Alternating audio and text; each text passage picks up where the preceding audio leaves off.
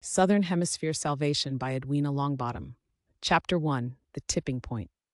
The war in Ukraine had ground on for years, a slow, bloody stalemate that devoured resources and lives in equal measure. On the surface, it remained a regional conflict, a distant nightmare for those who lived in quiet suburbs and bustling metropolises far from the front lines. Beneath the surface, however, the storm clouds of a larger war were gathering. In Moscow, the air was thick with desperation. Vladimir Putin sat in his war room, a cavernous space illuminated by cold, sterile light and dominated by maps and digital screens. His generals whispered among themselves, their confidence shaken. They had promised victory in Ukraine, but NATO's unrelenting support had turned the conflict into an unwinnable quagmire. Now Russian forces were retreating, the proud bear bleeding in the snow. Enough! Putin's voice cut through the murmurs like a blade. If they think they can humiliate us, they are gravely mistaken. We will remind the world that Russia is not to be trifled with. The generals exchanged uneasy glances. They had heard the rumors, whispers of a plan so reckless it could tip the scales of history. Meanwhile, in Brussels, the mood was equally tense. NATO's leadership convened in an emergency session, their faces etched with fatigue and concern. The intelligence reports were clear. Russia was losing and Putin was cornered. A cornered animal is the most dangerous. "Ladies and gentlemen," began General Elise Cartwright, the NATO Supreme Commander, her British accent clipped and precise. "We are at a crossroads. Our support for Ukraine has been effective, but it has also escalated tensions to a breaking point. We need to prepare for the possibility that Russia may resort to extreme measures." Her words hung in the air, heavy and foreboding. The room buzzed with murmured conversations, each delegate weighing the unspoken truth. In Warsaw, life carried on with an uneasy sense of normalcy. The city had become a hub of activity, with refugees from Ukraine mingling with locals and NATO personnel. Among them was Pyotr Nowak, a schoolteacher turned aid worker. His days were spent coordinating food and medical supplies, his nights haunted by the faces of displaced families. On this particular evening, Pyotr walked through the crowded train station, his arms laden with boxes of blankets. The air was filled with the hum of conversation, the clatter of trains, and the occasional wail of a child. Yet, beneath it all, there was an undercurrent of fear. "Do you think it's true?" a woman whispered to her companion as Pyotr passed. "That Putin would use..." She didn't finish the sentence, but the meaning was clear. Pyotr didn't stop to listen. He couldn't afford to dwell on rumors. There was too much work to be done. Far away in Washington, D.C., President Allison Monroe stared at the latest briefing. The words seemed to blur together as she read them over and over, searching for an alternative that didn't exist. "Madam President," her national security advisor said cautiously, "if Moscow does what we think they might, our response must be swift and decisive." Monroe sighed, her shoulders heavy with the weight of the world. "And if we respond, what happens next? A full-scale nuclear exchange?" The advisor hesitated. "It's a possibility we must be prepared for." Prepared. The word felt hollow. How could anyone prepare for the end of the world? The fateful day came without warning. At 9:42 p.m. local time, a bright flash lit up the night sky over Warsaw. The city was obliterated in an instant, replaced by a towering mushroom cloud. The shockwave rippled outward, shattering windows hundreds of miles away. Those who survived the initial blast would not survive the radiation that followed. The world held its breath. In Moscow, Putin delivered a televised address, his tone defiant. "Russia will not be defeated. Let this serve as a warning to those who seek to destroy us." In Brussels, General Cartwright's voice was ice cold as she addressed her counterparts. "This is an act of war, unprecedented in its horror. NATO's response must be absolute." Within hours, the skies over Moscow lit up as NATO forces launched a retaliatory strike, and so the chain reaction began. The Northern Hemisphere descended into chaos. Cities vanished in the blink of an eye, replaced by fire and ash. Governments collapsed, and millions fled, seeking refuge wherever they could. But as the nuclear fallout spread, it became clear that no place in the Northern Hemisphere would remain habitable for long. In the Southern Hemisphere, the news was met with a mixture of horror and resolve. In Wellington, Prime Minister Aroha Kane addressed her nation. "We have witnessed the unthinkable. Now we face a challenge unlike any in our history. New Zealand will do its part to help those in need, but we must also protect our people and our way of life. In Tasmania, Premier Liam Hayes echoed her sentiments. We are a small island, but we have a big heart. Still, we must ensure that we are prepared for what is to come. What was to come would test the limits of human compassion and resilience. The Northern Hemisphere was lost. The Southern Hemisphere would have to save what was left of humanity. Chapter 2: The Exodus.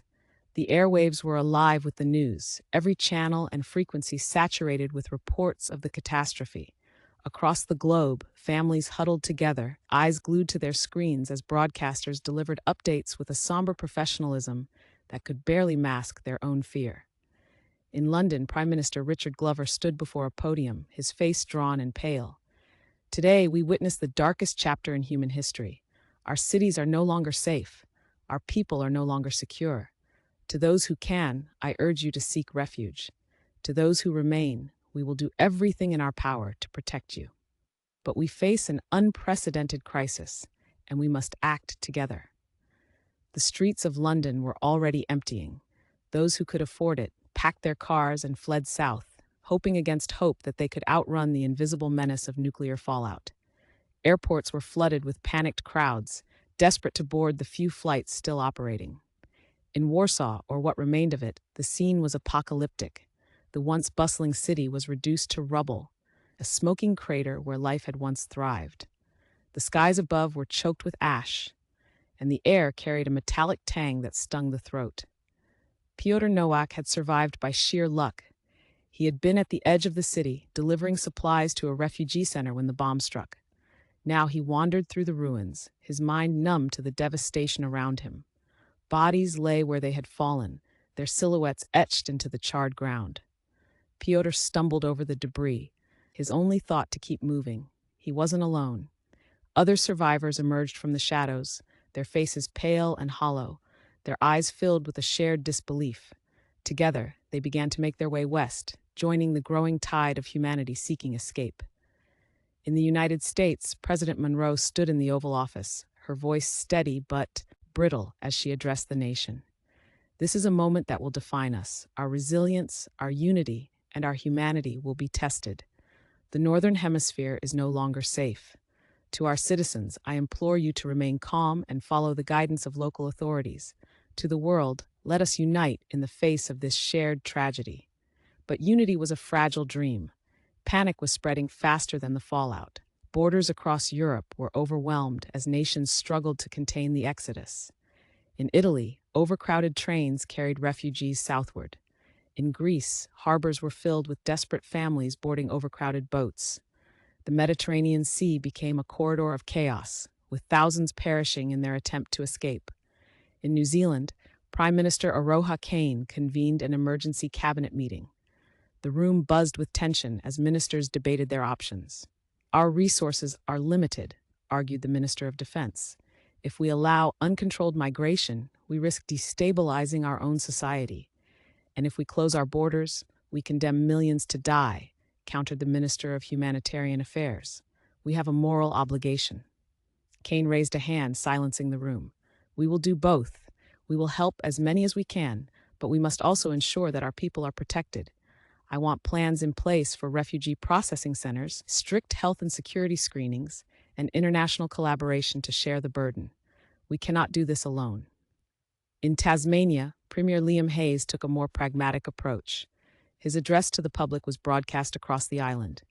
Tasmania has always been a place of refuge, but we are not equipped to handle a mass influx. We must prepare. Food production, water supplies, housing, all of it must be scaled up immediately. This is not just a humanitarian crisis, it's a survival crisis. If we don't plan carefully, we could face societal collapse. His words were met with mixed reactions. Some Tasmanians volunteered to help, opening their homes and offering resources. Others began stockpiling supplies, bracing for the chaos they knew was coming. The first wave of refugees arrived within days. In Auckland, the international airport became a sprawling refugee camp. Volunteers worked around the clock, distributing food and water and setting up temporary shelters. The scene was chaotic but hopeful.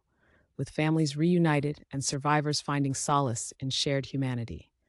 But as the weeks went on, the numbers became overwhelming. By the tens of thousands, then hundreds of thousands, people arrived by plane, by boat, and even by makeshift rafts. The seas around Tasmania and New Zealand became crowded with vessels of every kind, many barely seaworthy. Rescue operations became a grim routine, with coast guards pulling bodies from the water alongside the living. In Hobart, Tasmania's capital, the situation was dire. The city's infrastructure groaned under the weight of the newcomers. Hospitals overflowed, and schools were converted into temporary housing. Public services were stretched thin, and tensions between locals and refugees began to simmer. Among the newcomers was Eliza Chang, a microbiologist from Beijing who had fled with her family. She had worked on climate adaptation projects before the war, and now she found herself in a refugee camp in Christchurch, surrounded by thousands of strangers. Eliza was determined to help. She approached camp administrators and offered her expertise, quickly becoming a key figure in efforts to manage limited resources and mitigate health risks. "We're not just surviving," she told her fellow refugees one night. "We're rebuilding, and that starts here with us." Her words inspired others, sparking a sense of purpose amid the chaos. But not everyone shared her optimism. On the outskirts of Hobart, a group of locals met in secret. They called themselves the Guardians, a loosely organized militia determined to protect Tasmania from the influx. Their leader, a grizzled fisherman named Jack Harris, spoke with fiery conviction. "This is our home," he declared. "We didn't cause this war, and we won't let them destroy what's left of our lives. If the government won't act, we will." As tensions escalated, the fragile balance between compassion and self-preservation threatened to shatter. The Southern Hemisphere was the last refuge of humanity, but it was a refuge on the brink. The exodus was only the beginning. Chapter 3: Shadows of Division. The air in Hobart was thick with tension, as if the weight of the world's chaos had settled over the Tasmanian capital. The streets, once quiet and quaint, were now bustling with people, locals and refugees alike. Market stalls overflowed with desperate traders hawking scarce goods, while makeshift signs offered temporary jobs or begged for help. Among the crowd, the lines between host and newcomer were becoming increasingly blurred. Premier Liam Hayes walked briskly through the government complex, the steady murmur of protests and raised voices from outside seeping through the walls. His chief of staff, Olivia Byrne, matched his pace, a tablet in hand, displaying endless reports. "The numbers keep climbing," she said, her voice strained. "Another 20,000 arrived by boat last night, and that's just what we know of." Liam stopped and turned to face her. "How are the shelters holding up?" "They're not," Olivia admitted. "Every available space is taken, and people are starting to camp in public parks. It's only a matter of time before disease spreads. We've had 3 outbreaks of dysentery this week." Liam ran a hand through his hair. "What about food supplies?" "Rationing is in effect, but tensions are high. There have already been 2 riots at distribution centers." He sighed heavily. "We need more international aid. Have we heard back from Canberra?" Olivia hesitated. "The federal government is stretched thin. They're dealing with their own influx in the Northern Territories. They've promised more support, but it's clear we're largely on our own." In Auckland, Prime Minister Aroha Kane faced similar challenges. She had spent the morning at a refugee processing center, listening to stories of unimaginable loss. A Polish family recounted their escape from Warsaw, their words punctuated by tears as they described leaving loved ones behind. A group of Americans shared how they had sailed across the Pacific in a dilapidated yacht, barely surviving the journey. Back in her office, Aroha reviewed the latest figures. Over 1 million refugees had arrived in New Zealand in the past month alone. The island nation, with a population of 5 million before the crisis, was struggling to adapt. Her Minister of Immigration, Tane Ngata, entered the room with a grim expression. "We've just received word from the Navy. A flotilla of around 200 boats is approaching the East Coast. Many of them are unseaworthy, but they're packed with people." Aroha leaned back in her chair, her mind racing. "How long do we have?" "Less than 48 hours. She nodded, her resolve hardening. "Prepare the emergency response teams. We'll do what we can." Tane hesitated. Prime Minister, the public is starting to push back. There are protests in Wellington and Christchurch. People are afraid. They're asking how much more we can take. We take as much as we have to, Aroha replied firmly. This isn't just about New Zealand, it's about humanity. At sea, the flotilla Taine mentioned was a desperate, ragged assembly of vessels. Sailboats, fishing trawlers, even rafts cobbled together from scraps. Each carried men, women, and children who had risked everything for a chance at survival. Among them was Farid Ahmed, a Syrian doctor who had fled Damascus years earlier and now found himself fleeing once more. His boat, an aging cargo vessel named the Seafarer, creaked ominously with every wave. The air reeked of sweat and salt, and the passengers huddled together, their faces gaunt from hunger. Farid moved through the crowded deck, tending to the sick with the meager supplies he had. A young girl, no older than 5, clung to her mother, her fevered body trembling. Farid knelt beside them, his voice soft but firm. She needs water and rest. We'll reach land soon. Hold on. The mother nodded, her eyes brimming with tears. Thank you, doctor. As Farid rose, he looked out at the horizon. In the distance, he could see the dark outline of land.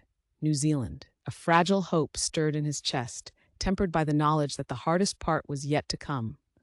In Hobart, tensions reached a boiling point.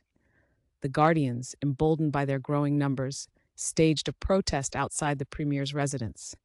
Their leader, Jack Harris, stood on the steps with a megaphone in hand. "This is our home," he shouted, his voice echoing across the crowd. "We didn't ask for this war, and we won't be sacrificed for it. Our resources are being drained, our streets are overrun, and our children's future is being stolen. Enough is enough." The crowd roared in agreement, their anger palpable. Some carried signs with slogans like "Protect Tasmania" and "Close the borders." Others wore masks, their faces obscured as they chanted and jeered. Inside, Liam Hayes watched from a window, his expression grim. "How did it come to this?" he murmured. Olivia stood beside him. "Fear, anger, people need someone to blame." "That doesn't make it right," Liam said. "We can't let this divide us. If we turn on each other, we're finished." He turned away from the window and faced Olivia. "Schedule a press conference. I need to address this head on." That evening, Liam stood before the cameras, his face resolute. The Guardians' protest had grown louder, their chants audible in the background. "Tasmanians, I hear your concerns," he began. "I understand your fears, but let me be clear. Turning our backs on those in need is not who we are. This island has always been a place of refuge, a place of hope. Yes, we face challenges. Yes, we must make sacrifices, but we are stronger together than we are divided." His words were met with mixed reactions. Some applauded his courage and compassion, while others saw it as weakness. The divide between hope and fear widened. As night fell, a storm rolled in, its winds howling through the streets of Hobart and lashing against the boats off New Zealand's coast.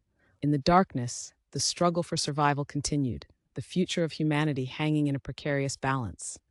Chapter 4: Storms Within and Without. The storm arrived like a living thing, its winds howling with ferocity and its rains hammering down as if to wash away the sins of a broken world.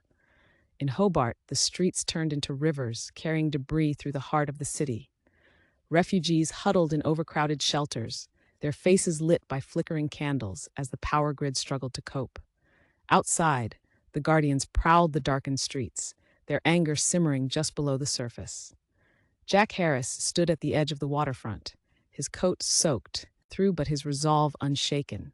Around him, a group of his followers clutched flashlights and makeshift weapons. They watched as a ship full of refugees approached the harbor, its hull battered by the storm. "They just keep coming," one of the men muttered. "It's never going to stop." Jack nodded grimly. "Not unless we stop it." The words hung heavy in the rain-soaked air, unspoken implications clear. For now, they only watched, but the tension was undeniable. Out at sea, the flotilla bound for New Zealand battled the storm with sheer willpower. Waves rose like mountains, slamming into the fragile vessels and threatening to swallow them whole. On board the Seafarer, Farid Ahmed clung to a rail, shouting orders to the passengers. "Hold on to something. Stay below deck if you can." His voice was nearly drowned out by the roaring winds. The young girl he had treated earlier whimpered as her mother wrapped her arms tightly around her. Farid crouched beside them, steadying himself against the violent rocking of the ship. "We're close," he said, his voice soothing despite the chaos. "Just a little longer." The mother nodded, tears streaming down her face. "Thank you," she whispered, though her words were nearly lost in the storm. Through the sheets of rain, the faint outline of New Zealand's coast came into view. It was both a promise and a challenge. Land, yes, but also an uncertain future. In Wellington, Prime Minister Aroha Kane sat in the Emergency Command Center, her eyes scanning the latest updates. The storm had worsened the situation in the camps, causing flooding and further straining already limited resources. Reports of new arrivals poured in, along with growing concerns about disease outbreaks and security. "How long can we sustain this?" Taningata asked, standing at her side. "As long as we have to," Aroha replied, though exhaustion tinged her voice. She glanced at the screen showing a live feed of the harbor. Boats were arriving even in the midst of the storm, their passengers desperate and half drowned. "We need more hands," she said finally. "Activate the reserve forces and bring in additional volunteers. Set up temporary shelters wherever we can find space. Schools, stadiums, even private properties if necessary." Tane hesitated. "There's going to be pushback from the locals." "There already is," Aroha said. "But we don't have a choice." In Hobart, Liam Hayes faced a similar struggle. The storm had compounded every issue, turning desperation into chaos. A fight had broken out at one of the ration distribution centers, leaving 2 refugees injured and 1 local hospitalized. Liam's phone buzzed incessantly with updates, each one more grim than the last. As he sat in his office, Olivia entered, her expression tight. "We have a situation," she said.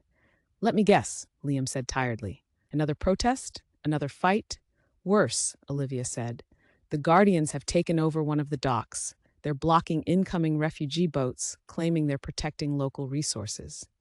Liam's eyes hardened. "We can't let that happen. Call in the police." "We already have," Olivia replied. "But Liam, this could escalate. The Guardians are armed and the refugees are desperate. One wrong move and—" "I know," Liam said, cutting her off, "but we can't allow them to take control. If we give an inch now, it's over." The confrontation at the dock unfolded under the cover of darkness, rain lashing down as police forces moved in to dismantle the blockade. Refugees watched anxiously from their boats, their faces pale with fear. On the shore, the Guardians stood firm, their flashlights cutting through the gloom.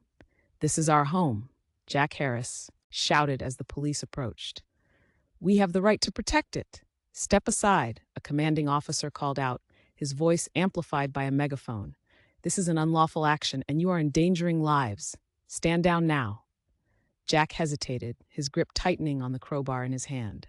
Around him, his followers shifted uneasily. The line between protest and violence was razor thin, and everyone knew it.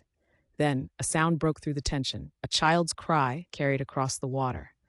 One of the refugee boats had capsized, its passengers thrown into the churning sea. The Guardians froze, their anger momentarily eclipsed by the sight of flailing arms and panicked screams.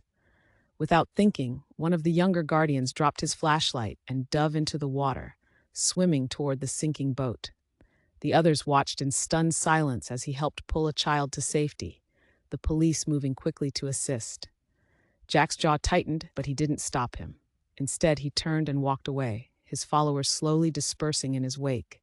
By morning, the storm had passed, leaving a shattered but resolute community in its wake. In Wellington, Aroha Kane visited one of the flooded camps, her presence a quiet reassurance to those who had lost everything. In Hobart, Liam Hayes held a press conference, condemning the actions of the Guardians, while praising the bravery of those who had risked their lives to save others. "The storm has reminded us of something vital," he said, his voice steady. "We are stronger together than we are apart. Divided, we will fall.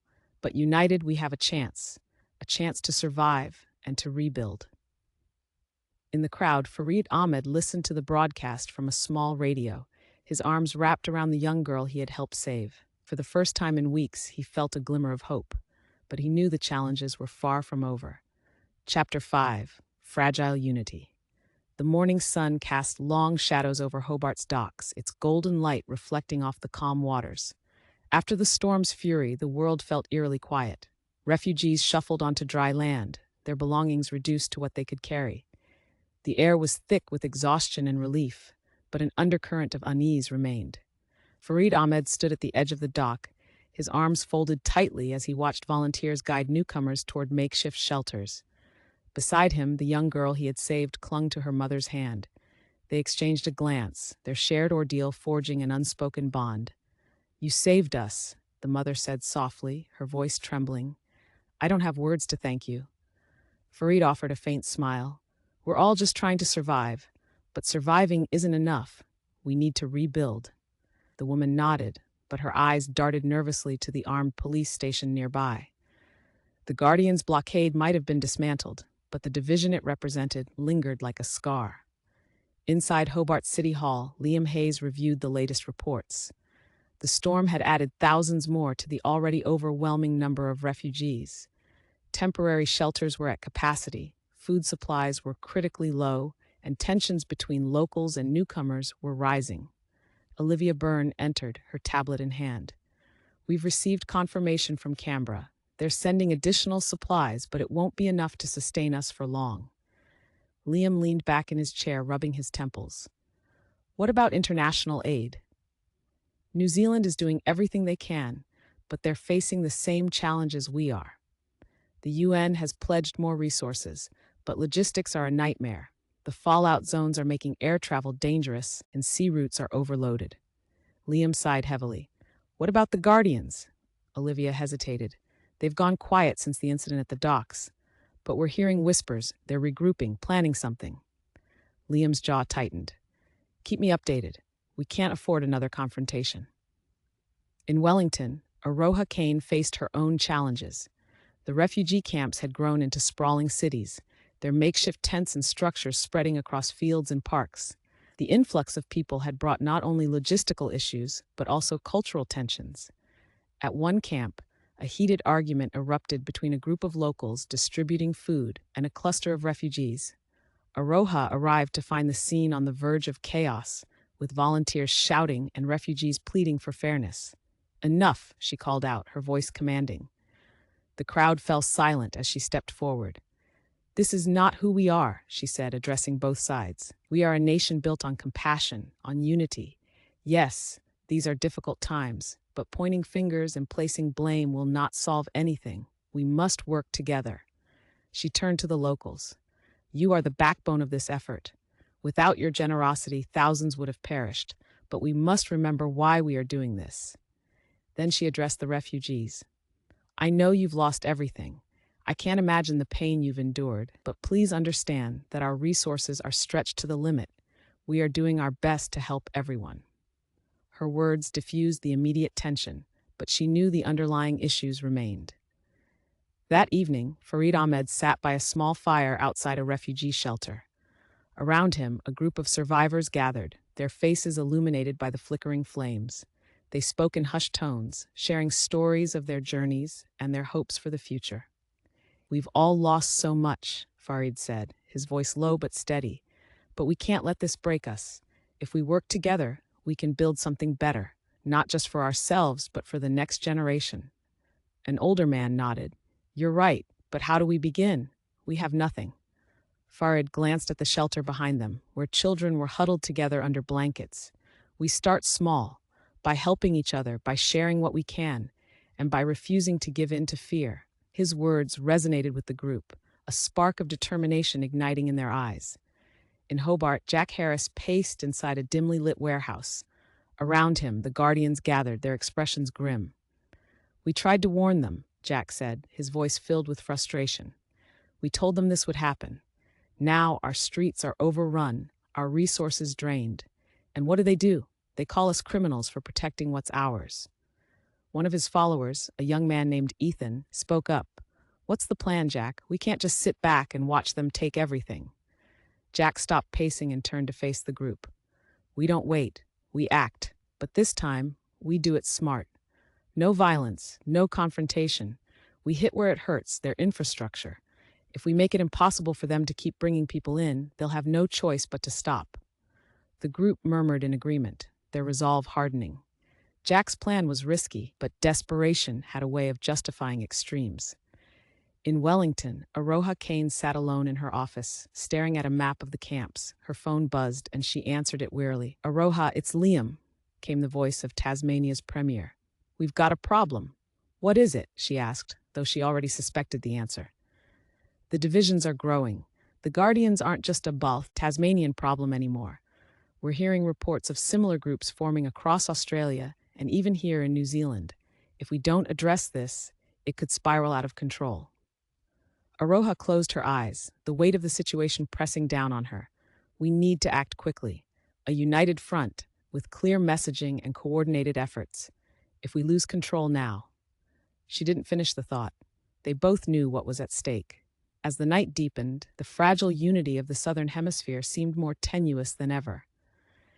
In the camps, refugees dreamed of a better future. In the cities, locals wrestled with their fears and frustrations. And in the shadows, forces of division plotted their next moves. The storm had passed, but the true test was just beginning. Chapter 6: The Seeds of Rebellion. The wind howled across Hobart's waterfront as a new shipment of aid supplies arrived, guarded by a small contingent of police officers. Crates of food, medicine, and tents were unloaded under the flickering glare of floodlights, destined for the overcrowded shelters around the city. But for every shipment that arrived, the demand seemed to double. Farid Ahmed stood at the edge of the dock, clipboard in hand. Since his arrival, he had volunteered to help coordinate logistics, driven by the belief that even small acts of service could make a difference. The work was exhausting, but it gave him purpose. As the last crate was loaded onto a truck, he overheard two dock workers muttering to each other. "Half this stuff's going straight to the refugees," one said, shaking his head. "We're barely scraping by ourselves." "Yeah," the other agreed. "How long before there's nothing left for us?" Farid said nothing, but their words lingered as he walked back to the shelter. At the same time, Jack Harris and the Guardians were finalizing their plan in a secluded farmhouse outside the city. The atmosphere was tense, the group's desperation palpable. "We'll hit the main supply depot," Jack said, tracing a map spread out on the table. "No harm to people.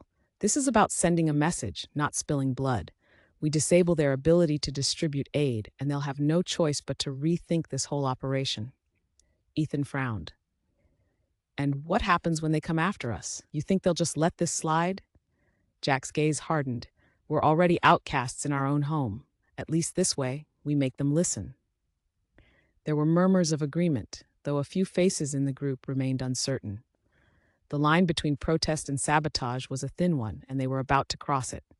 In Wellington, Aroha Kane stood before a gathering of international leaders and aid organizations, her tone measured but firm.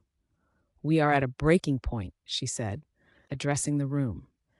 "New Zealand and Tasmania have borne the brunt of this crisis, but we cannot do this alone.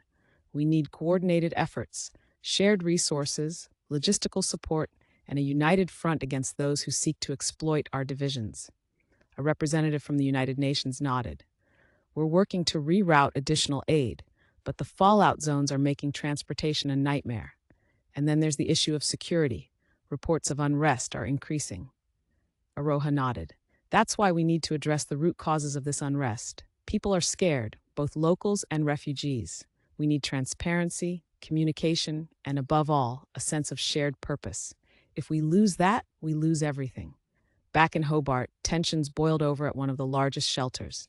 A dispute over food rations escalated into a full-blown confrontation, with locals accusing refugees of hoarding supplies. Police intervened, but the damage was done. The incident made headlines, fueling anti-refugee sentiment and emboldening groups like the Guardians. Farid Ahmed watched the news coverage with a heavy heart. He had tried to bridge the divide, but the gulf seemed to widen with each passing day. Later that evening, as he walked back to his shelter, he spotted a group of young men spray-painting graffiti on a wall. The words "Locals First" glared back at him, the red paint still dripping. "Hey!" Farid called out instinctively. The men turned, their faces shadowed by hooded sweatshirts. One stepped forward, his posture aggressive. "You got a problem, mate?" Farid hesitated, weighing his options. "This isn't helping anyone," he said finally. "We're all just trying to survive." The man snorted. "Yeah? Maybe you should survive somewhere else." Before Farid could respond, the group walked away, their laughter echoing in the night. The Guardians struck the supply depot at dawn, their attack swift and precise. Using bolt cutters and homemade tools, they disabled the security cameras and sabotaged the main distribution trucks. By the time the police arrived, the Guardians were long gone, leaving behind a spray-painted message: "Protect Tasmania." The fallout was immediate. Aid deliveries were delayed, leaving thousands without food and medical supplies. Protests erupted across the city, with locals demanding action against the Guardians and refugees pleading for basic necessities. Liam Hayes addressed the public that afternoon, his voice taut with frustration. This act of sabotage is not just an attack on our infrastructure, it's an attack on our humanity. We will find those responsible and hold them accountable. But let me be clear, we will not let fear and division dictate our actions. Tasmania will remain a place of refuge, no matter the cost. At the same time, Farid gathered a small group of refugees at the shelter. "We can't just sit back and let this happen," he said, his voice filled with quiet determination. "If we want to change how people see us, we need to show them who we really are. We need to help, even when it's hard." A young man from the group frowned. "What can we do? We don't have anything." Farid gestured to the shelter around them. "We have our skills, our knowledge, our willingness to work. Let's start small, cleaning up the city, volunteering wherever we're needed. If we show them that we're part of this community, maybe we can start to change minds." The group exchanged hesitant glances, but ultimately agreed. It was a small step, but it was a step forward. That night, Jack Harris watched the news from his farmhouse, the faintest hint of satisfaction on his face. The Guardians' attack had achieved its goal: chaos. But as he listened to Liam Hayes' speech, a flicker of doubt crept in. For all his talk of protecting Tasmania, Jack couldn't shake the nagging question: was he protecting it or tearing it apart? As the Southern Hemisphere struggled to hold itself together, the seeds of rebellion and unity were sown in equal measure. The question was which would take root first. Chapter 7: Threads of Resistance. The Southern Hemisphere teetered on the edge of collapse. In the streets of Hobart, protests against refugees escalated into clashes between locals and police. News of the Guardian's sabotage spread like wildfire, igniting debates on social media and in the halls of power. Fear and frustration gripped Tasmania, but within this chaos, sparks of resilience began to glow. Farid Ahmed tightened the straps of his borrowed work gloves. Along with a small group of refugees, he had organized a cleanup initiative in one of Hobart's public parks, a space now overflowing with trash and debris after weeks of overcrowding. The work was grueling, but it drew curious glances from passers-by, and a few locals even joined in. As Farid bent down to pick up another armful of litter, an older woman approached him. Her face was lined with age, her expression guarded. "You're not from here," she said plainly. Farid straightened, meeting her gaze. "No, ma'am, I'm from Syria." The woman's eyes narrowed. "Why are you doing this?" Farid gestured to the park around them. "Because this is our home now, and because it's the right thing to do." She studied him for a long moment before nodding. "Well, don't stop now. There's plenty more to clean up." Farid smiled and returned to his work, the woman picking up a trash bag and joining him. At Hobart's government headquarters, Liam Hayes faced mounting pressure. Reports from across Tasmania painted a grim picture. Resources stretched to the breaking point, law enforcement overwhelmed, and the Guardians gaining traction among disillusioned locals.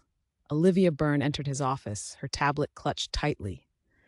"Liam, we've just received word of another incident, this time at the port. A group of Guardians tried to block an incoming aid shipment. The police managed to disperse them, but tensions are escalating." Liam sighed, rubbing his temples. "We need to act before this spirals out of control. What's the status of the investigation into the supply depot attack?" "We've identified several suspects, but they've gone underground," Olivia replied. "The Guardians are careful. They're not leaving much of a trail." Liam leaned back in his chair, his expression dark. "Then we need to change the narrative. If we can't stop them through enforcement, we need to outmaneuver them in the public eye." "How do you plan to do that?" Olivia asked. "We show people the truth," Liam said. "Highlight the efforts of those who are trying to make a difference, like the refugees cleaning up the parks. We remind everyone that this isn't about us versus them. It's about survival, and we can only survive together. In Wellington, Prime Minister Aroha Kane took a more direct approach. Meeting with leaders of local councils and community organizations, she pushed for immediate action to address growing divisions. We need programs that integrate refugees into our communities, she said, her tone resolute. Job training, language classes, cultural exchange events, whatever it takes to break down these barriers. The longer we let fear fester, the harder it will be to rebuild trust. One council member, a man in his 50s with a skeptical expression, raised his hand. With all due respect, Prime Minister, how do we fund these programs when we can barely keep the lights on in the camps? Aroha met his gaze without flinching. We'll find a way. This isn't just about helping refugees. It's about preserving the fabric of our society. If we let this crisis divide us, we'll lose more than we've already lost. Her words carried weight, but the path forward remained uncertain. That evening, Jack Harris sat alone in the Guardian's hideout, his thoughts a tangle of anger and doubt. The sabotage at the supply depot had drawn more attention than he anticipated, and not all of it was positive. Even some of his own followers questioned whether their actions were doing more harm than good. As he stared at the map on the table, Ethan entered, his expression hesitant. "Jack, we need to talk." Jack gestured for him to sit. "What's on your mind?" Ethan shifted, uncomfortably. "People are starting to ask questions about the depot, about where this is all headed. Some of us are wondering, are we really helping Tasmania, or are we just making things worse?" Jack's jaw tightened. "You think we should just roll over and let them take everything?" "That's not what I'm saying," Ethan replied. "But maybe there's another way. What if we worked with the government instead of against them?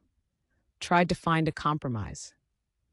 Jack shook his head. "You think Hayes or Kane care about us? They're too busy bending over backwards for the refugees." "No, Ethan. The only way to protect Tasmania is to stand our ground." Ethan didn't respond, but the doubt in his eyes spoke volumes. In the camps, Farid's cleanup initiative gained momentum. What started as a small group of volunteers grew into a community-wide effort, with refugees and locals working side by side to restore public spaces. The media took notice, and soon stories of cooperation began to circulate, countering the Guardian's divisive rhetoric. One evening, as Farid sat around a fire with his group, a journalist approached him. "Dr. Ahmed," she said, her notepad in hand, "can I ask you a few questions?" Farid looked up, surprised. "Of course, but please, call me Farid." The journalist smiled. "Farid, what inspired you to start this initiative?" Farid paused, choosing his words carefully. "I've seen too much destruction in my life. I didn't want to see it here too. This isn't about refugees or locals. It's about people. We're all in this together, whether we like it or not. The only way forward is to help each other." The journalist nodded, scribbling notes. "Do you have hope for the future?" Farid glanced at the people around him, exhausted but determined, and smiled faintly. "Hope is all we have." As dawn broke over Hobart, the first rays of sunlight illuminated a city caught between division and unity, despair and resilience. The Guardians continued their campaign, but so too did the efforts of those who sought to rebuild. The threads of resistance, against fear, against hate, were fragile but unbroken. And for now, that was enough. Chapter 8, Breaking Points. The sun hung low over Hobart as the days grew shorter, the chill in the air a reminder that winter was approaching. Across the city, the divide between locals and refugees deepened, despite the efforts of people like Farid Ahmed and his growing coalition of volunteers. At the shelter, Farid watched as children played in the dusty courtyard. Their laughter was a rare reprieve from the tension that seemed to permeate every corner of the city. Nearby, a group of locals worked alongside refugees to build a new water distribution point, their quiet cooperation a small but significant victory. "Farid!" a familiar voice called out. He turned to see a young woman from his group, Miriam, running toward him, her face flushed with urgency. "You need to see this." She handed him a phone, its screen showing a news broadcast. The headline read, "Tensions escalate in Hobart after Guardians blockade aid routes again." The footage showed angry protesters holding signs and chanting, their voices filled with fury. Farid's heart sank. "How are they still getting away with this?" he muttered. It's worse than that, Miriam said, her voice low. People are starting to sympathize with them. They're blaming us for everything. Farid handed the phone back, his mind racing. He had worked so hard to build bridges, but it felt like the cracks were only growing wider. At City Hall, Premier Liam Hayes convened an emergency meeting. The room buzzed with tension as his advisors debated the next steps. "We can't let the Guardians keep disrupting aid shipments," Olivia Byrne said, her tone sharp. "Every day they delay, more people go hungry. We need to act decisively." "But what about public perception?" another advisor countered. "If we come down too hard on them, it'll fuel their narrative that we're prioritizing refugees over locals." Liam held up a hand, silencing the room. "Enough. The Guardians have crossed the line.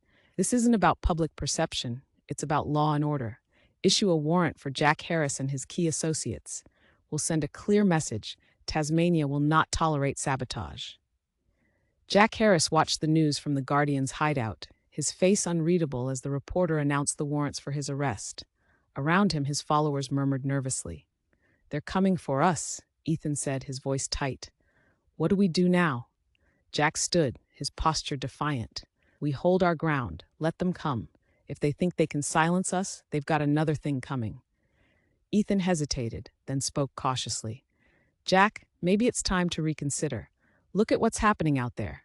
People are suffering, locals and refugees. If we keep this up, we're only adding to the chaos." Jack's eyes narrowed. "And you think rolling over will solve that? This isn't just about refugees, it's about the future of Tasmania. If we give in now, we lose everything." The room fell silent, the tension palpable. Some nodded in agreement, while others exchanged uneasy glances. In Wellington, Prime Minister Aroha Kane faced a different kind of challenge. Reports of unrest in refugee camps were increasing, fueled by the overcrowded conditions and dwindling resources. Her cabinet was divided on how to proceed. "We need to enforce stricter regulations in the camps," one minister argued. "If we don't maintain control, the situation will spiral out of hand. And risk alienating the very people we're trying to help," another countered. "These are human beings, not criminals. We need compassion, not crackdowns." Aroha listened quietly, her gaze focused on the map spread across the table. After a moment, she spoke. "We're fighting two battles here, one against division and one against despair. If we lose either, we lose everything. Focus on increasing resources to the camps. I'll handle the public messaging." Her tone brooked no argument, and the room fell silent. That night, Farid and his group of volunteers gathered in a small meeting room at the shelter. The atmosphere was somber, their earlier optimism overshadowed by the rising tensions in the city. "We need to do something big," Miriam said, her voice breaking the silence. "Something that shows people we're here to help, not to take." Farid nodded slowly. "An outreach event. Something visible where locals and refugees can work together. If we can show people what's possible when we unite, maybe we can start to change the narrative."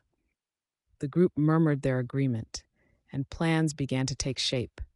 2 days later, the outreach event unfolded in a public square at the heart of Hobart. Refugees and locals worked side by side, planting trees, repairing benches, and painting murals on the walls of nearby buildings.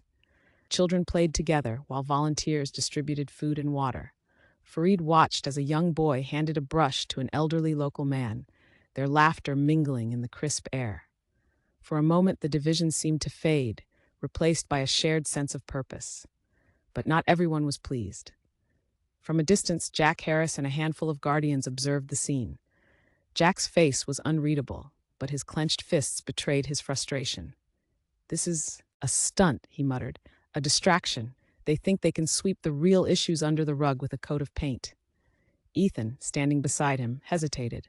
"Or maybe it's a step forward. Look at them, Jack. They're trying." Jack didn't respond, his gaze fixed on Farid. "We'll see how long it lasts." The event made headlines the next day, praised as a rare moment of unity in a city on edge. But even as hope flickered, the storm clouds of division continued to gather. The warrants for the Guardians loomed large, the camps grew more strained, and the fragile peace seemed poised to shatter. Farid watched the news with cautious optimism, but he couldn't shake the feeling that the hardest battles were still ahead. Chapter 9: Fault Lines. Hobart awoke to a rare morning of stillness. The streets, though scarred by weeks of unrest, seemed calm. But beneath the surface, the city remained on edge. The outreach event had provided a brief reprieve, a fragile reminder of what unity could look like. But for every step forward, there seemed to be two steps back. Farid Ahmed stood in the shelter's kitchen, helping distribute breakfast. The air was filled with the comforting aroma of warm porridge, a luxury in recent weeks. Refugees lined up patiently, their faces a mix of gratitude and exhaustion. Despite the challenges, the outreach event had sparked a glimmer of hope within the camp. Farid, Miriam called from across the room, gesturing him over. "You need to hear this." He walked over to where she stood, a portable radio in her hands. The voice of a reporter crackled through the static. "Has confirmed the arrest of 3 individuals tied to the Guardians. Authorities have intensified their search for Jack Harris, the group's leader, who remains at large. In response, Guardians supporters have staged protests in several locations, calling for an end to what they describe as government overreach." Farid frowned. "They're doubling down." Miriam nodded. "And so are their supporters. We've been hearing murmurs that they're planning something big." Farid set his jaw. "Then we need to be ready.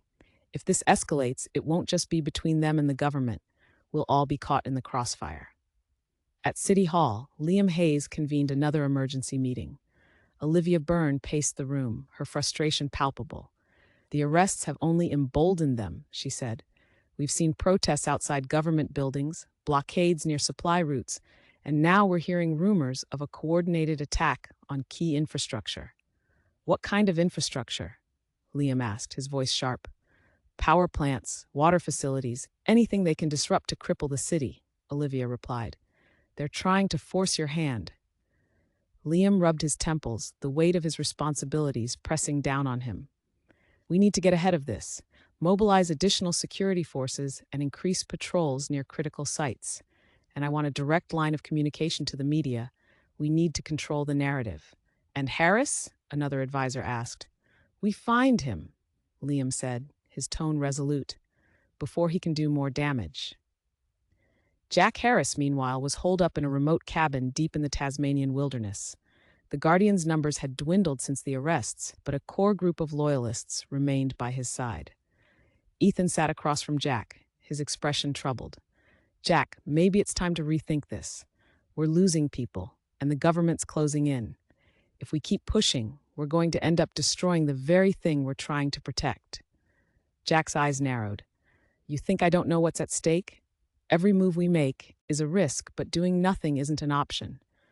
The government has abandoned us, Ethan. They've sold us out to outsiders." "They're trying to help people," Ethan countered, "including us.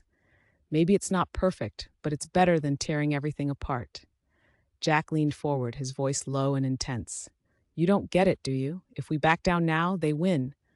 And when they win, we lose everything. Our homes, our future, our way of life."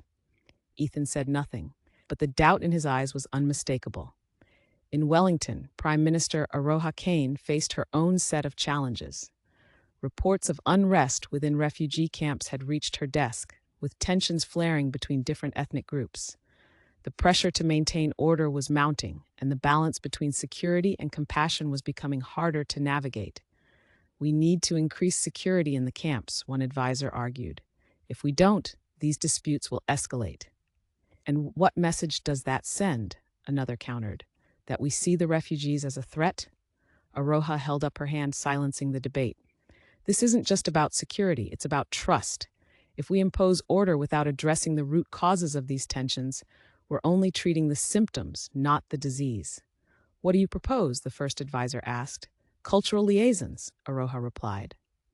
"Leaders from within the refugee communities who can mediate disputes and help us understand their needs. We can't solve this from the outside. We need to involve them directly."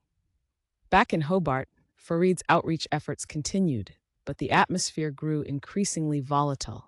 One afternoon, as he worked with a group of volunteers to repair a damaged playground, a small crowd gathered nearby. At first, they watched silently, but soon murmurs of discontent began to ripple through the group. "Why are they fixing our playgrounds?" a man muttered. "They've already taken enough." Farid heard the comment but kept his focus on the task at hand. Miriam, however, stepped forward, her voice firm. "We're trying to help. This playground is for everyone." The man sneered. "Help? You call taking our resources help? Maybe if you stayed in your own countries, we wouldn't need your help." Before Miriam could respond, a local woman stepped forward. "Enough," she said sharply. "They're doing something good. What are you doing? Standing here and complaining?" The man scowled but said nothing, retreating into the crowd. The tension lingered, but the woman's words had diffused the immediate threat.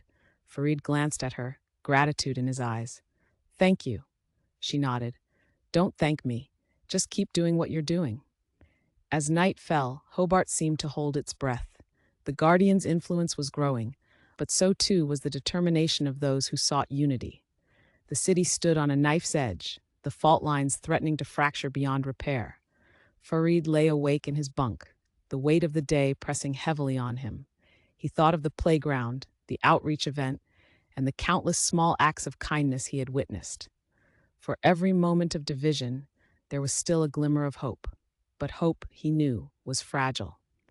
And as the city braced for what was to come, he couldn't shake the feeling that the worst was yet to arrive. Chapter 10. Lines in the Sand.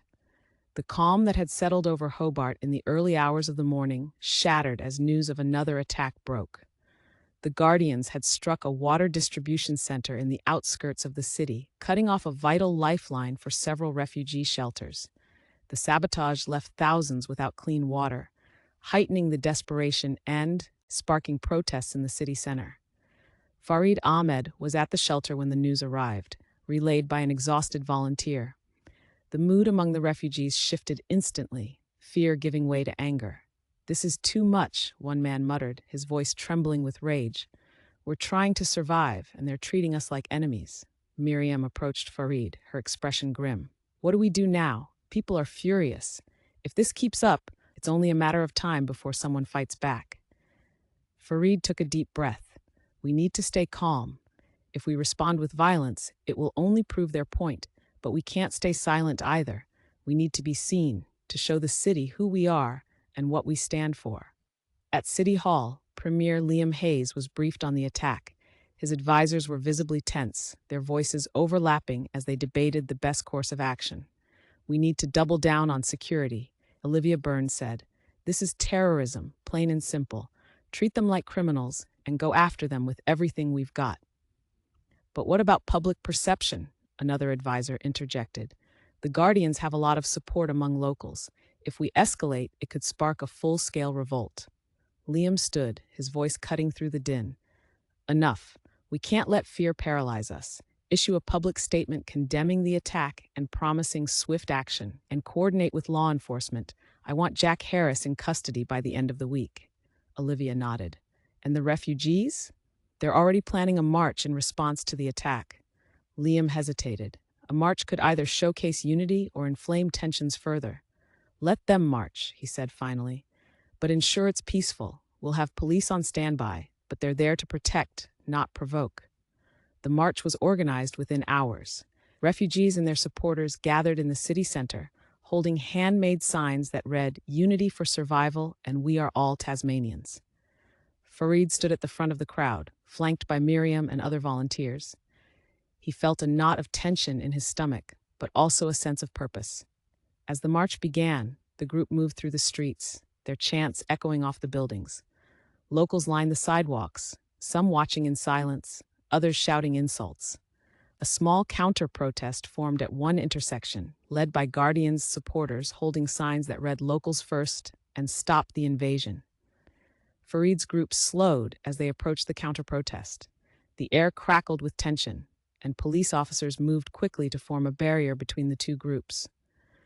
A man from the counter-protest stepped forward, his face flushed with anger. "Go back to where you came from," he shouted. Farid held up his hands, trying to keep his group calm. "We're not here to fight," he said, his voice steady but loud enough to carry. "We're here to show that we can work together. This isn't about us versus you, it's about all of us surviving." For a moment, the man hesitated, as if the words had reached him. But then another voice from the crowd shouted, "Traitor!" and the tension snapped. A bottle flew through the air, smashing on the ground near Farid's feet. The police moved in, separating the two groups as chaos threatened to erupt. Farid turned to his group, his voice urgent. "Keep moving. Don't stop." They continued the march, but the atmosphere had changed. What had started as a demonstration of hope now felt like a fight for survival. In the shadows of Hobart's outskirts, Jack Harris watched the coverage of the march on a grainy television.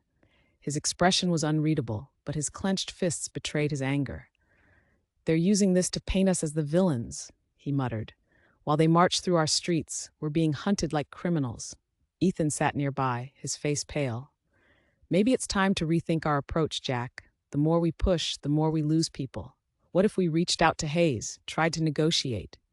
Jack turned to him sharply. "Negotiate with the man who's handing our island over to outsiders? No. This isn't a game, Ethan. This is war." Ethan said nothing, but the doubt in his eyes deepened. As night fell, Hobart remained tense. The march ended without further incident, but the city buzzed with the electricity of impending conflict. Refugees returned to their shelters, locals retreated to their homes, and the Guardians plotted their next move. Farid sat with Miriam and a few others in the shelter's common area, their faces lit by the soft glow of a lantern. "We made it through today," he said quietly. "That's something." "But for how long?" Miriam asked. "They're not going to stop, Farid. Neither are we. It's only a matter of time before this explodes." Farid nodded, his expression somber. "Then we need to be ready, not just for survival, but for what comes after. If we can show people that unity is possible, even in the worst of times, we might stand a chance." The city slept uneasily that night, its divisions more visible than ever. But beneath the fractures, threads of resilience persisted, fragile yet unbroken. As Hobart braced for what lay ahead, the lines in the sand became clearer, and the choices of a few would shape the fate of many. Chapter 11: The Catalyst. The morning after the march, Hobart was unnervingly quiet. The streets, still scattered with debris from the protests, carried the eerie stillness of a city holding its breath.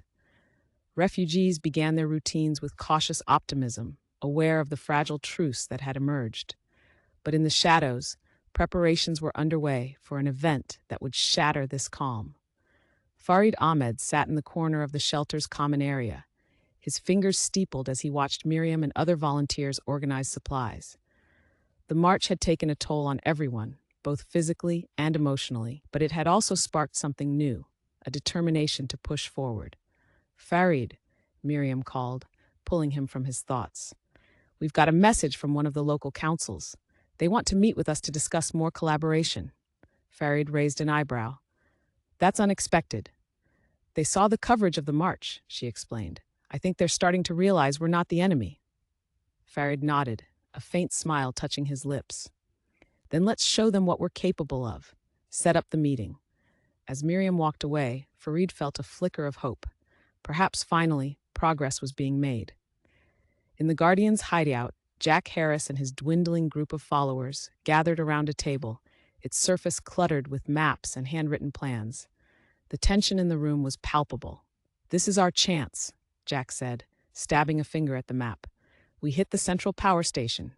Take out the grid, and the city will see how vulnerable it really is." Ethan frowned, his discomfort growing with every word. "Jack, this is reckless. You're not just targeting the government, you'll be hurting everyone, including the people you claim to be fighting for." Jack glared at him. "And what do you suggest? Sitting back while they hand over everything we've built?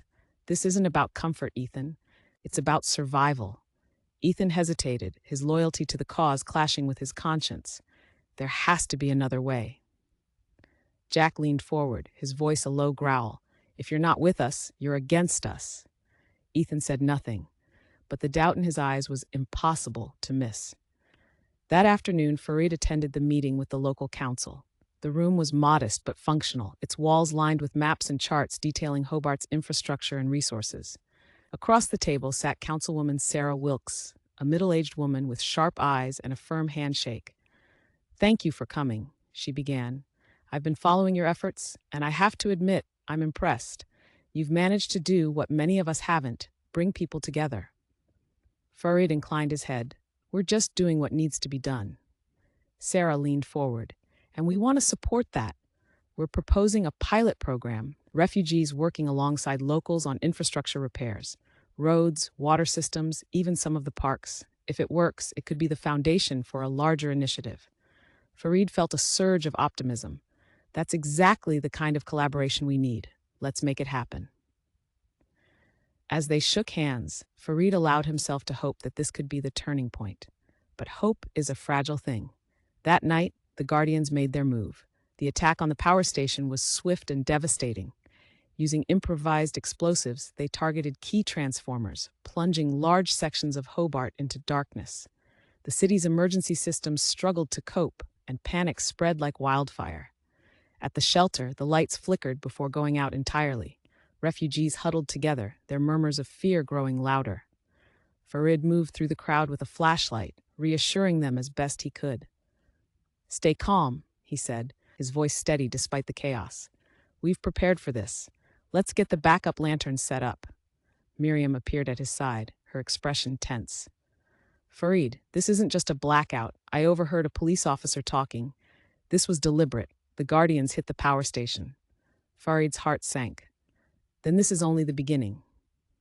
Liam Hayes was woken by the urgent ringing of his phone. Groggily, he answered, only for Olivia Burns' voice to cut through the haze. "Liam, it's bad. The Guardians attacked the power station. Half the city's in the dark." Liam sat up, his mind racing. "Casualties?" "None reported yet, but the damage is extensive. It'll take days to repair, maybe longer." Liam swore under his breath. "What's the public response?" "Panic," Olivia said bluntly. "And anger. Refugees are already being blamed, even though there's no evidence linking them to the attack." Liam closed his eyes, the weight of the situation pressing down on him. "We need to get ahead of this. Issue a statement condemning the attack and reaffirming our commitment to security, and double the efforts to find Harris." In the aftermath of the attack, Hobart became a city on edge. The power outage strained resources even further, and tensions reached a boiling point. Protests erupted once again, this time more violent than before. Police struggled to maintain order as clashes broke out between locals and refugees. Farid found himself in the middle of one such clash. As he tried to mediate, a rock flew through the air, narrowly missing him. The crowd surged, and he was shoved backward, his pleas for calm drowned out by the chaos. Miriam pulled him to safety, her face pale. "We can't keep this up, Farid. They're tearing the city apart." Farid nodded, his resolve hardening. "Then we need to fight harder, not with violence, but with action. If we give up now, everything we've worked for will be lost." As Hobart descended further into chaos, the threads of unity that Farid and others had worked so hard to weave began to fray. The Guardians' attack had succeeded in its goal, but at a devastating cost. And yet, even in the darkness, sparks of resilience remained. The question was whether they would be enough to withstand the storm. Chapter 12. Reckoning. Hobart's streets were restless as the city grappled with the fallout from the power station attack. The blackout left businesses shuttered, water pumps offline, and communication networks unstable. Panic simmered among the population, flaring into riots in some areas and acts of quiet resilience in others. Farid Ahmed and his team worked tirelessly to restore order within the refugee shelter. Lanterns illuminated the common areas, children huddled together for warmth, and volunteers distributed what food and water they could salvage. "Any word from the council?" Miriam asked as she handed Farid a list of critical needs for the shelter. "Nothing yet," Farid replied, glancing at the darkened horizon beyond the windows. "They're overwhelmed, just like everyone else." "People are scared, Farid," Miriam said, her voice lowering. "There's talk of leaving the shelters, trying to find safer places." Farid frowned. "Where would they go? The whole city is in chaos." "That's just it," Miriam said. "They don't know. They just want to run." Farid's resolve hardened. "We need to give them a reason to stay, to show them that we can get through this together. Let's set up teams to distribute food and check on the vulnerable. If we keep moving, we can stop the panic from spreading." At City Hall, Premier Liam Hayes stood in the Emergency Operations Center, surrounded by his advisors and law enforcement officials. The room buzzed with activity, punctuated by the faint hum of generators keeping the lights on. "Updates?" Liam asked, his voice tight with exhaustion. Olivia Burns stepped forward. Repairs on the power station are underway, but it'll be days before we see significant progress. The Guardians are claiming responsibility, and their supporters are using this as a rallying cry. Meanwhile, protests have turned violent in 3 districts. Liam's jaw tightened. And Harris? We're closing in, Olivia said. We've received credible intel that he's holed up in a remote cabin outside the city. A tactical team is mobilizing as we speak. Liam nodded. Good, bring him in, alive. Olivia hesitated. Liam, with all due respect, Harris isn't just a criminal, he's a symbol. Arresting him could inflame his supporters even more. Then we handle it carefully, Liam replied. The people need to see that we're taking action, but we also need to offer them a way forward. Issue a public statement. Emphasize unity and the rule of law.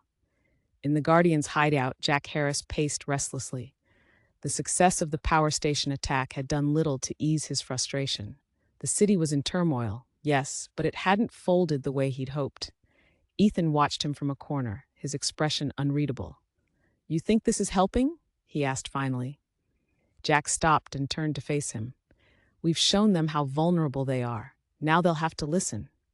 Ethan shook his head. All you've shown them is that we're willing to destroy our own home to make a point. People aren't rallying to us, Jack. They're terrified of us. Jack's expression darkened. You've lost your nerve. No, Ethan said firmly. I've found my conscience. Before Jack could respond, the sound of distant engines broke the tense silence. The Guardians exchanged uneasy glances as the noise grew louder, headlights piercing the darkness outside. They've found us, Ethan said quietly. Jack grabbed a rifle from the table, his grip tightening. If they want to fight, they'll get one. The tactical team moved swiftly, surrounding the cabin and issuing commands through loudspeakers.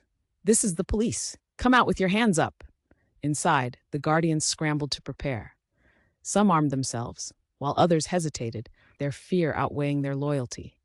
Ethan stood still, his hands raised. This isn't the way, Jack. Surrender now, and maybe we can salvage something. Jack glared at him, his voice a venomous whisper. Get out. Ethan hesitated, then stepped toward the door, his hands still raised. As he exited the cabin, the tactical team moved to detain him, their rifles trained on the building. Inside, Jack steeled himself. He had no intention of surrendering. At the shelter, Farid and Miriam worked late into the night, organizing supply distributions and calming frightened families. The news of the police raid reached them through a volunteer who had managed to catch a faint signal on a battery-powered radio. They've cornered Harris, the volunteer said. It's happening now. Farid sighed, a mix of relief and apprehension washing over him. Maybe this will be the turning point, or the spark that sets the city ablaze, Miriam said grimly. The raid ended with Jack Harris in custody. After a tense standoff, he was subdued and taken away under heavy guard. The operation was broadcast across Tasmania, the images of Harris being led away in handcuffs, a stark contrast to his fiery rhetoric. But the city's reaction was far from unified. While some celebrated his capture, others saw it as confirmation of their fears, that the government was cracking down on those who dared to oppose its policies. At City Hall, Liam Hayes prepared to address the public. He stood before the cameras, his expression solemn but resolute. Today, we took decisive action to protect our city. The attack on the power station was an attack on all of us, on our ability to survive in these challenging times. Let me be clear, we will not tolerate violence or sabotage, but we must also recognize the pain and fear that have driven some to these extremes. Now is the time to heal, to rebuild, and to find common ground. As the broadcast aired, Farid watched from the shelter, the families around him listening intently. The Prime Minister's words were measured, but the path forward was anything but clear. This is just the beginning, Farid said quietly. Miriam nodded. It always is. The city of Hobart and the Southern Hemisphere as a whole stood at a crossroads. The capture of Jack Harris marked a turning point, but whether it would lead to unity or further division remained uncertain. In the days to come, the choices of individuals, leaders, refugees, and citizens alike would shape the fate of this fragile new world. Chapter 13, The Long Road Ahead. The days following Jack Harris's arrest were a blur of activity. The news spread like wildfire, sparking celebrations in some quarters and outrage in others. Hobart remained on edge, its streets filled with cautious optimism and simmering tension. The power grid slowly came back online, and with it, a fragile sense of normalcy began to return. Farid Ahmed stood outside the shelter, watching as a group of volunteers unloaded a truck filled with fresh supplies. For the first time in weeks, the delivery wasn't met with jeers or protests. Small victories, he reminded himself. Miriam approached, holding a clipboard. The council just approved the pilot program, she said. We'll start with infrastructure repairs next week. They're assigning teams of locals and refugees to work together. Farid nodded, his lips curving into a faint smile. That's good news. It's a step in the right direction. Let's hope it holds, Miriam replied. People are still on edge. One spark could undo all of this. Farid's smile faded. That's why we have to keep going. Unity isn't built in a day. At City Hall, Premier Liam Hayes reviewed the latest reports. The Guardians had fractured following Harris's arrest, with many members disbanding or turning themselves in. But the movement's influence still lingered, and pockets of resistance remained. Olivia Byrne entered the office, a stack of papers in her hands. The immediate crisis seems to be stabilizing, she said, but we're far from out of the woods. Public sentiment is still divided, and tensions are high in the camps. Liam leaned back in his chair, exhaustion etched into his features. What about Harris? He's in custody, awaiting trial, Olivia replied. His supporters are already framing him as a martyr.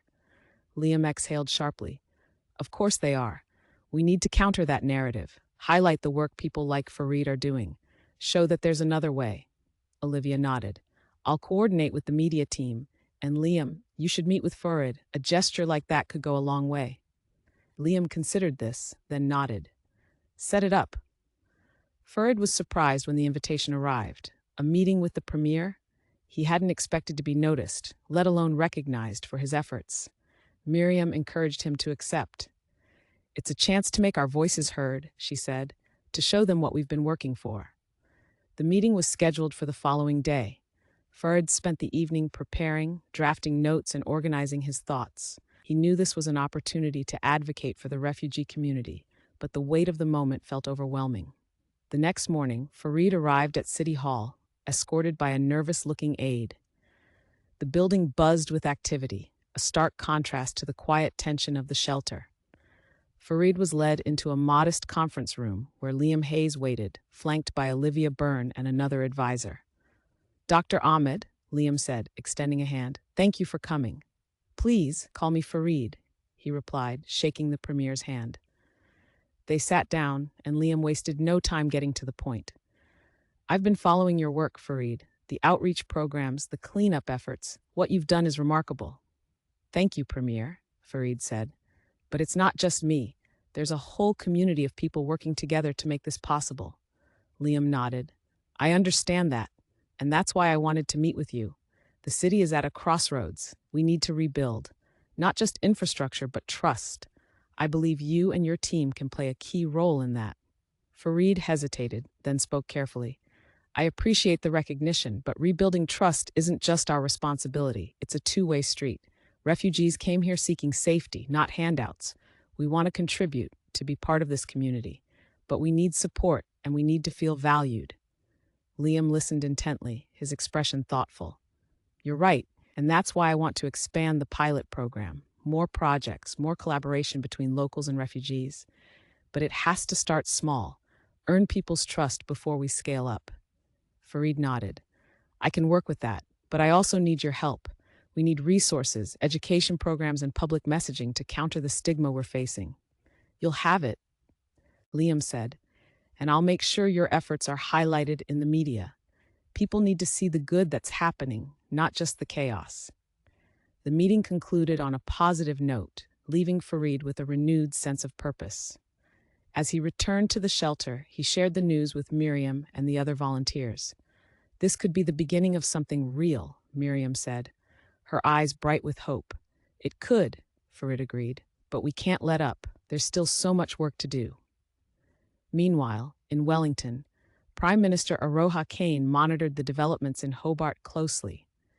The situation in New Zealand had stabilized somewhat, but the challenges remained daunting. Aroha knew that what happened in Tasmania would set a precedent for the rest of the Southern Hemisphere.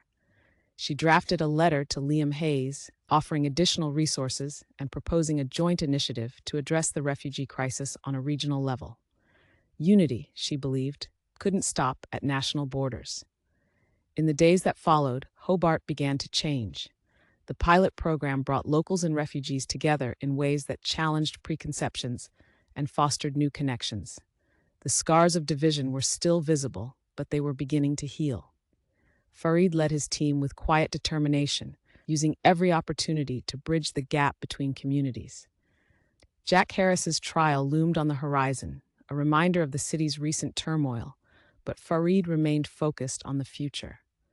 "This isn't just about surviving," he told Miriam one evening as they worked late into the night. "It's about proving that we can thrive, even in the face of everything we've been through." And for the first time in a long while, he believed it was possible. Chapter 14, Echoes of Justice. The day of Jack Harris's trial arrived with a palpable sense of anticipation.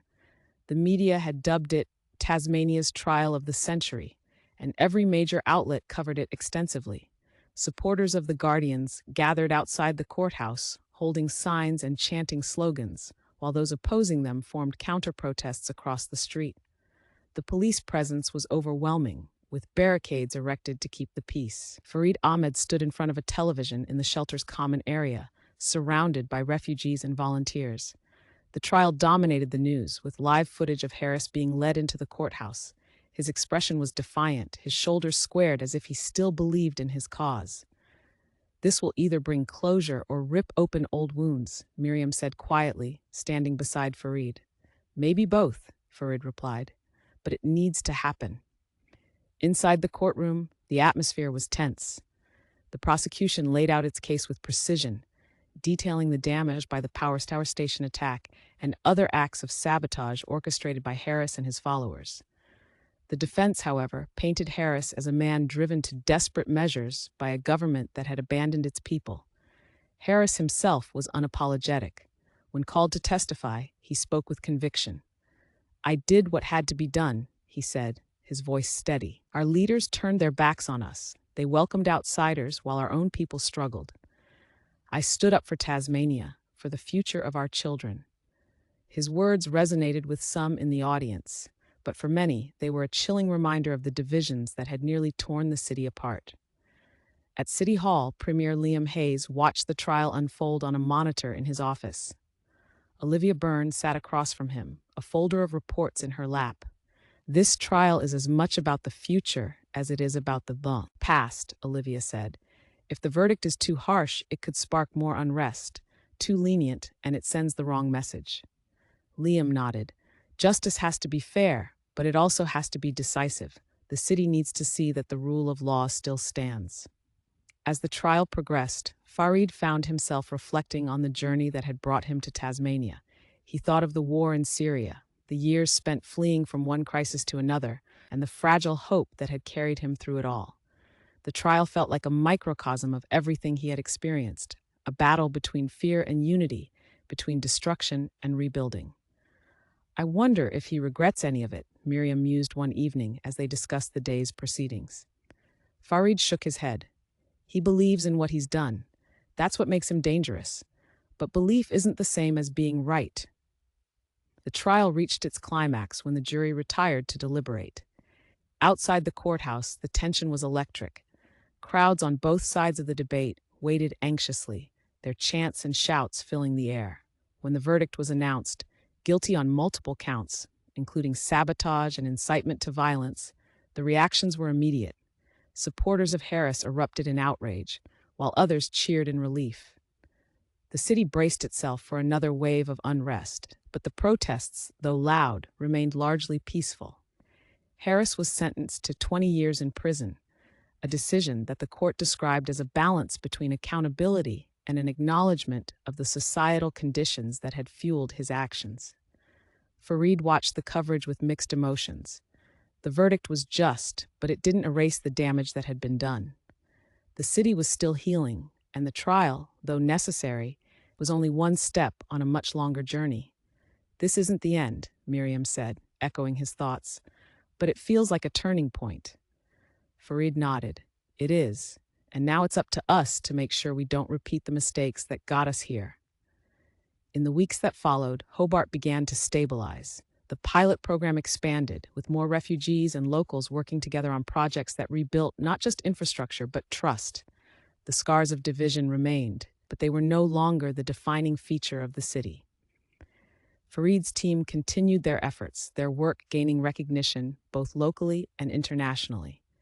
Invitations to collaborate on similar programs in New Zealand and other parts of Australia poured in, signaling a shift in how the refugee crisis was being addressed across the region. At City Hall, Liam Hayes received a letter from Prime Minister Aroha Kane. Her words were a reminder of the broader stakes. Tasmania's efforts have inspired many, but the work is far from over.